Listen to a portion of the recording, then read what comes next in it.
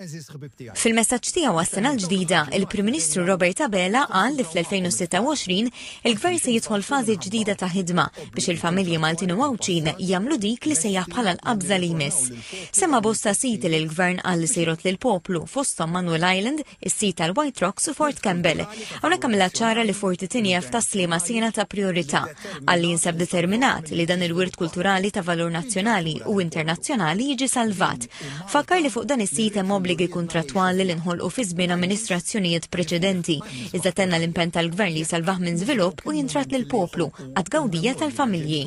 Il-Prim Ministru saħaq li ekonomija b'saħħitha qed toffri ġejjin nisot lill-familji karrieri ta' kwalità lil uliedna u aktar flus fil-bwiet tal-familji.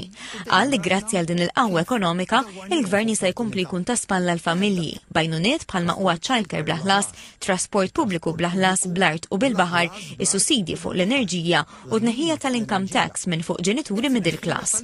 Tkellem ukoll bħala missieru qal li lan finali jibqa' li ħadd ma jitħalla jaqalura hekk kif il-pajjiż jimxi l qudiem fuq sma bħas-saħħa, l-edukazzjoni, in-negozju u l-kultura. Il-Prim Ministru ħabbar li fl-2026 il-Gvern se jtellaq il-Viżjoni Malta 2050.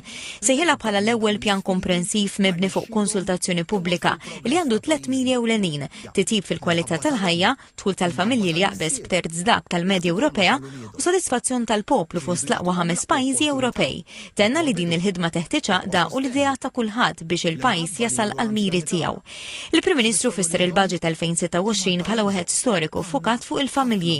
Għalli sena l-ġdida se tkun kruċjali għall-implementazzjoni u l-bidu ta' proġetti kbar pa' riġenerazzjoni tal-Port il-Kbir permezz ta' master plan speċifiku, sptar ġdid ta' saħħa mentali fi ħdan Mater Dei, bini akbar għad-Dipartiment tal-Emerġenza, bini ta' sptar speċjalizzat ta' 300 sodda l-anzjani f'San Vincenz, it-komplija ta' xogħlijiet fuq trakka tal-karozzi f'Alfar u reklamazzjoni ta' art tal-proġetti ġodda fuq mudell simili għal dak li għaddej fil-Port Ħieles.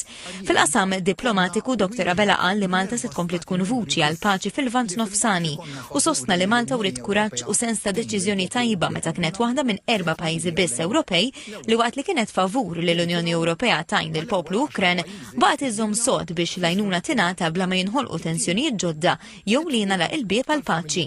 Dr. Abela qal li waqt li madwarna dejn il-gwerer u l-ġirja dwar aktar nefqa fl-armamenti, Malta baqgħet sovrana, tirrispetta l-Kostituzzjoni tagħha u kompli tgħix fil-paċi u l-progress soċjali. Fit-tmiem il-messaġġ tiegħu Dr. Abela qal li l-2026 trid tkun is-sena tal-qabża lejn il-livell li jmiss, b'aktar investiment fil-familji u proġetti li jitrasformaw il-ġejjieni tal-pajjiż.